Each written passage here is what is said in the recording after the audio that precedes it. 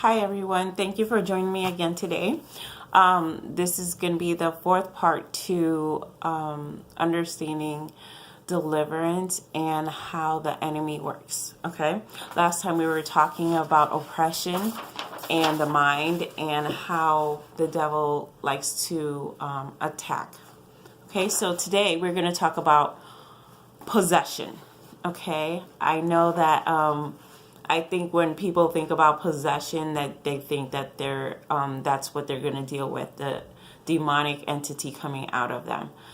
For the most part, yes, there will be people that have demonic entities in them that do control them. So you need to really have a better understanding of it. There are different levels of it. And for the most part, I'm going to just reveal to you areas that you need to look out for, characteristics of it, and give you examples. Movies are the best way to give you an example. So that's what I'm going to do. Okay, so possession is when an entity is inside the body. Okay, there are examples in the Bible where Jesus, people came to Jesus that said that this person is possessed by devils. Well, how do they know that this person was possessed by a devil? Well, because the person had no control. They did things that were out of the ordinary. They were out of their mind. They were not acting in the way a normal human being would act. So whenever you see this, it is inside of the person. So it's controlling them. It's controlling their behavior, their actions, and they have no control over it. It's complete possession. They are like a puppet. They are being moved and maneuvered in the ways of this demonic entity. Okay? It resides inside of them. Now, this demon can go and come back if they want to, or they can just stay there within that person. It has control over everything. Okay? You as a person will not have any control whatsoever. So even like there are people who black out and they're doing things but they don't remember doing them. That means that they have a demonic entity inside of them, that they are possessed by a demon or a devil that is taking control over their body. Okay? So areas that you know that someone is being possessed is schizophrenic. Schizophrenic people have just different people in their head. So it's not really people. It's the personality of the demon that the original person was in. Okay, they take on the characteristics of a person from before. So schizophrenic people will have different entities portraying personalities of others of the past. So it would be like someone saying, let's say it's a woman, and then she behaves like an elderly lady, or she behaves like a teenage boy, or a child, or a guy, a woman. It doesn't matter. Whatever, an animal. It can be an animal also. So people who behave in ways that are not normal, that take on a personality or characteristic of something other than themselves, quite possibly that person is riddled with demons or has one or more demons inside of them. So schizophrenic is an example. Multiple personalities, that's almost the same thing as schizophrenia.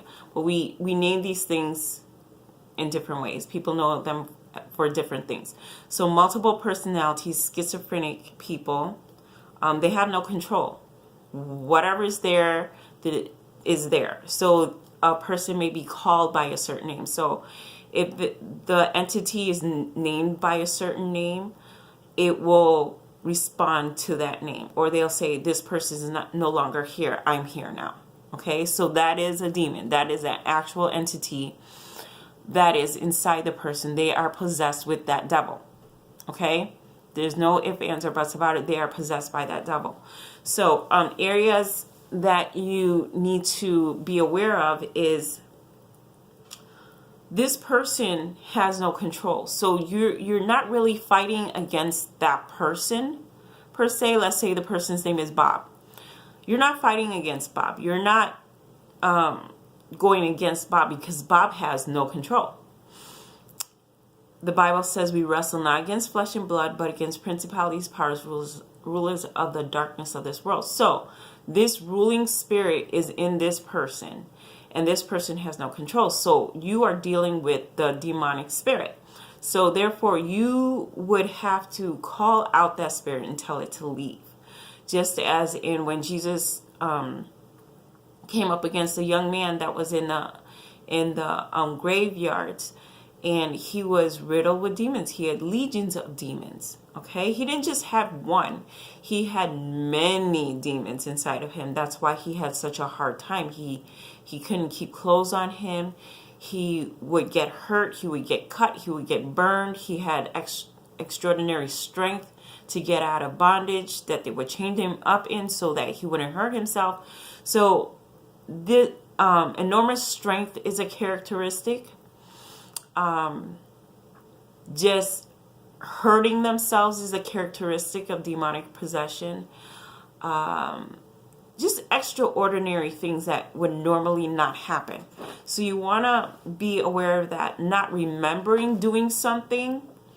I know that there is Alzheimer's and whatnot, but this is completely different. It is, you're speaking to the person, and then you do all kinds of things, and then they come back and they say, I don't remember doing that, or I didn't say that, or it's just a different airiness about it, that they have no idea what they did, what they said, what they've done. You have to be aware that this might be an issue, this might be a problem with them that they may need help with, okay? So you always need to look out for different characteristics. Don't always assume that someone has a demon in them, but be aware of the situation and circumstances that are going on pertaining to this person. So I'm going to give you examples of different movies that you might have seen this in. A lot of these movies I probably haven't really seen, but I've seen the preview, and they show examples. So I'm going to give you Exorcist. I don't think I've personally seen Exorcist, but I've seen excerpts of Exorcist and different things in it. So the example is when the girl is demon possessed and she's doing all these crazy stuff. Her head going around, crawling on walls, things of that sort. You know that is demon possession. So that's a clear-cut example of demonic possession, okay? Anything with their eyes not looking proper, demonic possession. Their eyes turning completely black, demonic possession. Their voice changing, demonic possession. Anything that is contrary to what you know that person to be, most likely is going to be demonic possession, okay? They have no control. It is something else controlling them. So you're going to deal with that entity. Then there is Constantine. I did see this because my husband wanted me to. So there was a time the guy came in, Keanu Reeves came in, and the young girl, the mom said that she had devils in her, and she did display demonic possession in her. She's not acting like a normal teenager. She's behaving erratically. That is a clear-cut sign of demonic possession. Frankie and Alice from Halle Berry played a woman that had multiple personality. Now these, they're clear-cut demonic evil things going on with people. But then there are personality, identity deficiencies that are subtle, but we have to catch it. We have to be able to identify it. These are more skilled in how they operate in people's lives. So with things like this, you have to really pay attention, because I did not see this movie, but I saw portions of the movie. So I saw that she was portraying as one person, and then in another moment she would be another person, and things would trigger it. sometimes people have triggers, right? And triggers can, if you have multiple personality, will trigger you to behave in this entity would make itself known, make itself present. Okay. Then there are people that have triggers where they get upset. That is, I would say, a mild form. Okay. There are different forms in which there is oppression, and then there's demonic possession. So you're still going to deal with the spirit, whether it's the spirit of anger, something triggers you to be angry, that is a spirit of anger. Okay. That is actionary type of spirit. But then there are spirits that are characteristic type of possession. They are character possession.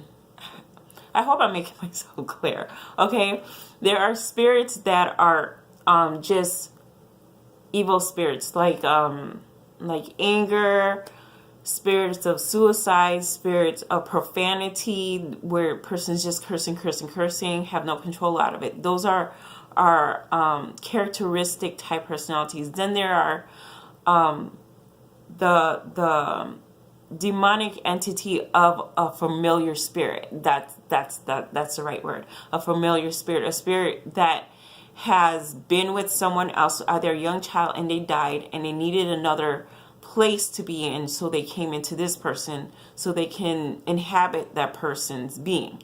So it's a familiar spirit inside of someone.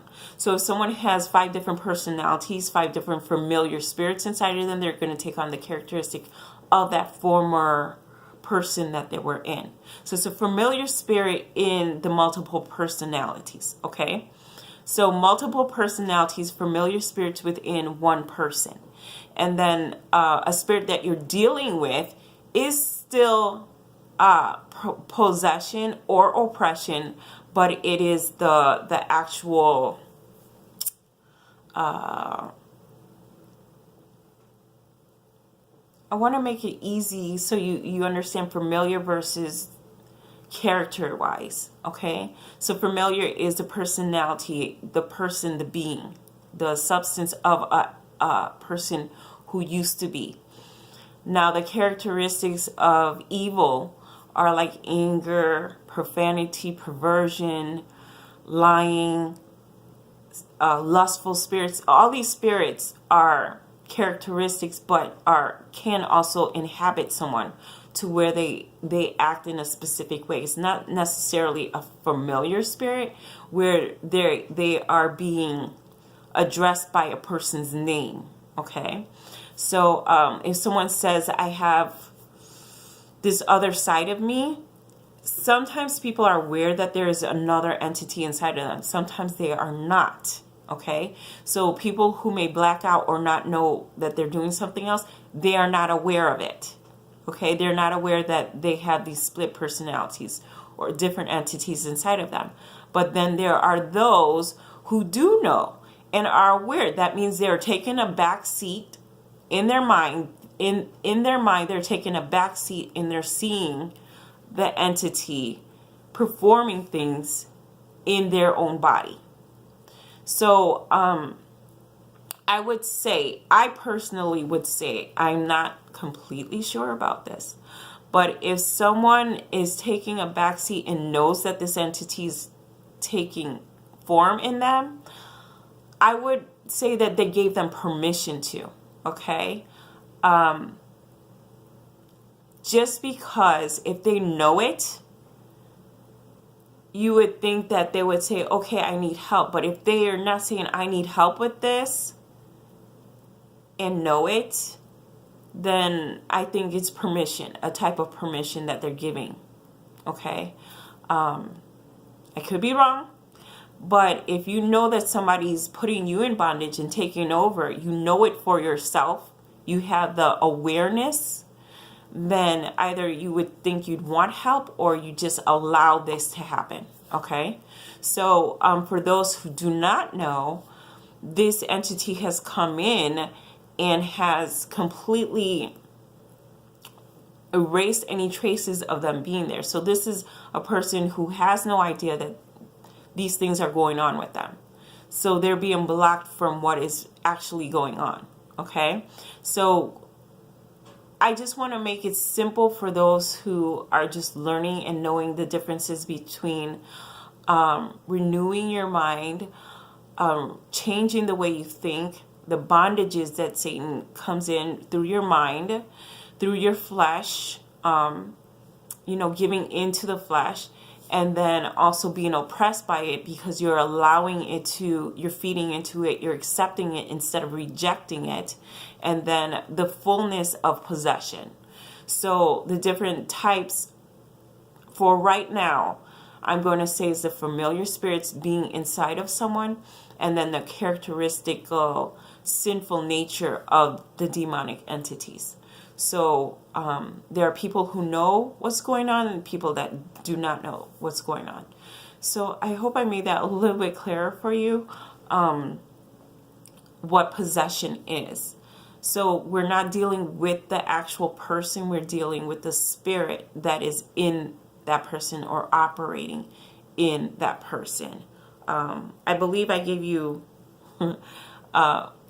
all the examples I had for movies to identify. So like I said, Frankie and Alice is more of a familiar spirit entity being in her.